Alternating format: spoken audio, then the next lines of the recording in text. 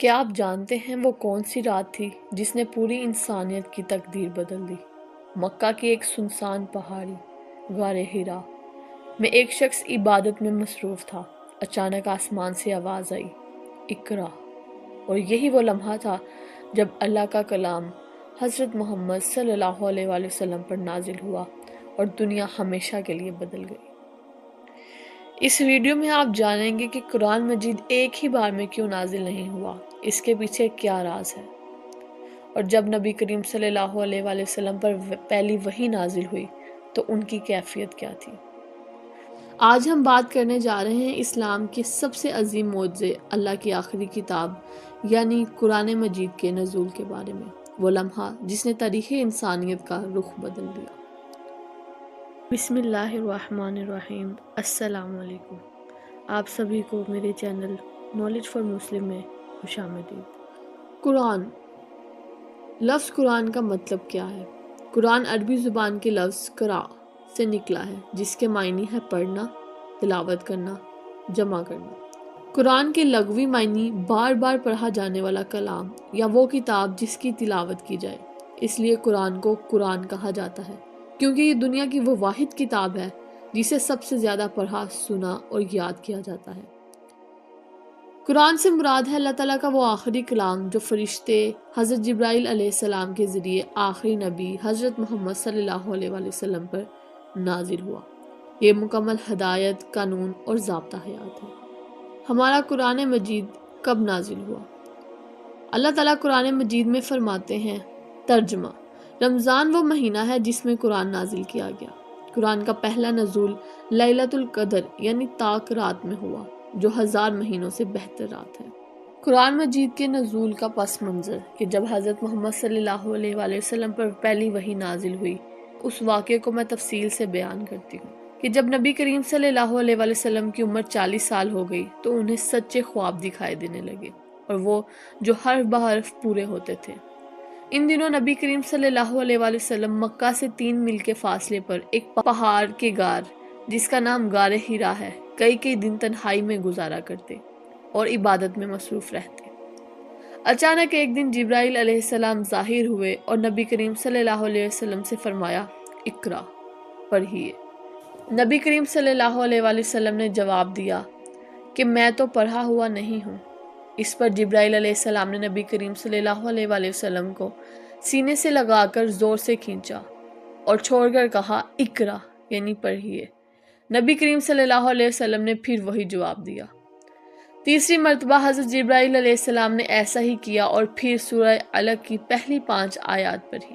وہ آیات یہ ہیں، ترجمہ: پڑھ اپنے رب کے نام سے جس نے پیدا کیا، جس نے انسان کو جمے ہوئے خون سے پیدا کیا، اور آپ کا رب بڑا ہی کریم ہے، وہ ذات جس نے قلم کے ذریعے علم سکھایا، انسان کو وہ علم سکھایا جو وہ نہیں جانتا تھا۔ یہ سب سے پہلی وحی تھی جو رسول پاک صلی اللہ علیہ وآلہ وسلم پر نازل ہوئی۔ نبی کریم صلی اللہ علیہ وآلہ وسلم پر وحی کا نزول کوئی معمولی واقعہ نہیں تھا، بلکہ روز قیامت تک تمام انسانوں کی ہدایت اور رہنمائی کا عظیم بار امانت تھا، جو نبی کریم صلی اللہ علیہ وآلہ وسلم پر ڈالا گیا تھا۔ نبی کریم صلی اللہ علیہ وآلہ وسلم کے قلب مبارک پر اس کا دوہرا اثر ہوا۔ گھر واپس آ کر نبی کریم صلی اللہ علیہ وآلہ وسلم نے ام المؤمنین حضرت خدیجہ رضی اللہ تعالیٰ عنہا سے فرمایا کہ مجھے کمبل اوڑھ دو۔ آپ پہ کپ کپی طاری ہو گئی اور 3 دن آپ صلی اللہ علیہ وسلم کو بخار رہا۔ جب کچھ سکون ہوا تو نبی کریم صلی اللہ علیہ وآلہ وسلم نے غار حرا پہ پیش آنے والے واقعے کو بیان کیا۔ حضرت خدیجہ رضی اللہ تعالیٰ عنہ کو اس واقعے کے بارے میں جب معلوم ہوا تو انہوں نے نبی کریم صلی اللہ علیہ وآلہ وسلم کے اطمینان کی خاطر انہیں اپنے چچا زاد بھائی ورقہ بن نوفل کے پاس لے گئے، جو نہایت عمر زدہ اور تورات کے بڑے عالم تھے۔ انہوں نے نبی کریم صلی اللہ علیہ وآلہ وسلم سے حالات سن کر کہا کہ یہ وہی فرشتہ ہے جو حضرت موسیٰ علیہ السلام پر وحی لے کر آتا تھا۔ اس کے بعد کچھ عرصے تک وحی نازل نہیں ہوئی۔ اسے فطرت الوحی کا زمانہ کہا جاتا ہے۔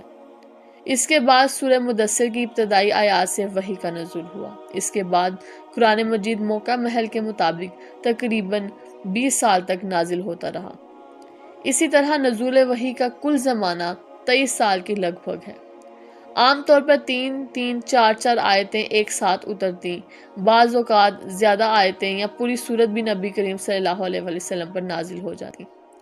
نبی کریم صلی اللہ علیہ وسلم کاتبان وحی کو بلا کر یعنی کاتبان وحی ان لوگوں کو کہا جاتا ہے جو وحی لکھتے تھے، کاتبان وحی کو بلا کر ہر وحی کو ان کے متعلقہ صورت میں لکھوا دیتے۔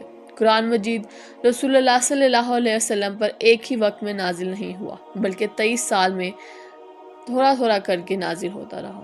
جو ہی کچھ آیات نازل ہوتی، نبی کریم صلی اللہ علیہ وسلم یہ رہنمائی بھی فرماتے کہ انہیں کس صورت سے پہلے یا بعد میں اور کون سی صورت کے ساتھ لکھا جائے۔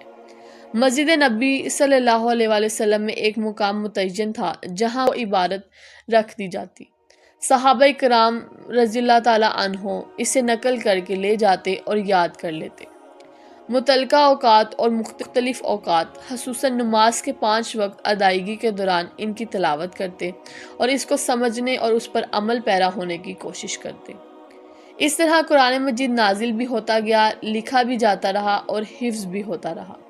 اس عمل میں صرف مرد ہی نہیں بلکہ خواتین بھی شامل رہیں، حتیٰ کہ نبی کریم صلی اللہ علیہ وسلم کی حیات طیبہ میں ہی مکمل قرآن اکثر امہات المومنین اور بہت سے صحابہ کرام کو یاد تھا۔ بہت سے صحابیات کو بھی یہ قرآن پاک حفظ ہو چکا تھا۔ صحابہ کرام رضی اللہ تعالیٰ عنہ نے ان کے نقول بھی تیار کر لی تھی۔ چلیں اب ہم اس موضوع کی طرف جاتے ہیں کہ نبی کریم صلی اللہ علیہ وسلم کو کیسے علم ہوتا تھا کہ یہ آیت اس سورہ کی ہے یا قرآن مجید کو کیسے ترتیب میں لایا جائے۔ سورہ قیامہ میں ارشاد باری تعالیٰ ہے، ترجمہ، کہ یہ ہمارے ذمہ ہے اس قرآن کو آپ کو پڑھانا اور آپ کے لیے جمع کرنا اور اس کی تفسیر اور بیان بھی کرنا، یہ ہمارے ذمہ ہے۔ تو نبی کریم صلی اللہ علیہ وسلم جو کچھ اس کیفیت سے گزرتے تھے نزول وحی کی، آپ کو وہ قرآن یاد بھی ہو جاتا تھا۔ پھر بھی ہر سال رمضان میں حضرت جبرائیل علیہ السلام رسول اللہ صلی اللہ علیہ وسلم کے سامنے بیٹھ کر آپ سے قرآن سنتے تھے۔ تو وہ جو لوح محفوظ میں ترتیب ہے، اس کے مطابق نبی کریم صلی اللہ علیہ وسلم کو بتایا جاتا تھا کہ یہ آپ آیت اس جگہ پر رکھ دیں، وہ آلریڈی اللہ کے علم میں تھی، لہٰذا قرآن کی جو ترتیب ہے یہ بھی وحی کے ذریعے ہے، یہ نبی کریم صلی اللہ علیہ وسلم کے اجتہاد کے اوپر نہیں۔ ایوان آیت کس جگہ پر کون سی آیت مکمل ہوگی، یہ آیت اتنی لمبی ہوگی، یہ چھوٹی ہوگی، یہ بھی آپ کو وحی کے ذریعے بتایا جاتا تھا۔ اور پھر بخاری میں آتا ہے کہ جس سال حضور اکرم صلی اللہ علیہ وسلم دنیا سے رخصت فرمانے والے تھے، اس سال 2 دفعہ حضرت جبرائیل علیہ السلام نے دورہ قرآن کیا تھا۔ جب بھی کبھی حضرت محمد صلی اللہ علیہ وسلم پر وحی نازل ہوتی تھی تو آپ کو اس بارے میں علم تو نہیں ہوتا تھا کہ اب میرے پہ وحی نازل ہونے والی ہے۔ تو جب بھی آپ پہ یہ کیفیت طاری ہوتی تھی تو صحابہ کرام آپ صلی اللہ علیہ وسلم پر ایک چادر اوڑھ دیتے تھے اور سب لوگ اپنی گردنیں جھکا لیتے تھے۔ نبی کریم صلی اللہ علیہ وسلم کو اس حالت میں وہ دیکھتے بھی نہیں تھے۔ اور پھر جب نبی کریم صلی اللہ علیہ وسلم نارمل پوزیشن میں آتے تھے، پھر آپ صلی اللہ علیہ وسلم وہ آیات تلاوت کرتے، تو یہ سب کا سب معاملہ اللہ کی وحی کی تائید کے ساتھ چلتا تھا۔ اگر آپ کو میری ویڈیوز پسند آتی ہیں اور مزید اس طرح کی ویڈیو دیکھنا چاہتے ہیں تو میرے چینل کو سبسکرائب کریں اور میری ویڈیوز کو لائک اور شیئر کریں۔